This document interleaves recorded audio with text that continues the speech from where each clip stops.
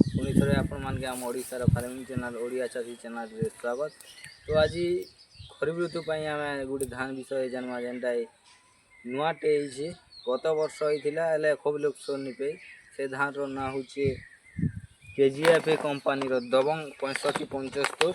ये धान हूँ 140 रु 145 दिन भितर आमके अमल देसी धान रो पिल संख्या दौचे आमके 20 रु 22 पर्यंत पिल दौचे आर गछर उच्चता हूँ 110 रु 115 सेंटीमीटर मध्यम मोटा रोचे मोटार दाना आरु आपण माने खालुआ जमी रे भी लगे पारबे और मध्यम धरणर जमी रे भी लगे पारबे सुइटेबल सबू ठाना।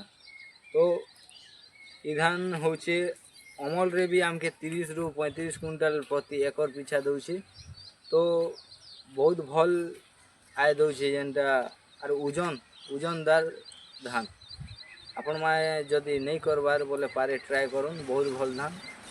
तो नुआ हिचन आमर वीडियो रे बोले लाइक शेयर एंड सब्सक्राइब करबे। नमस्कार।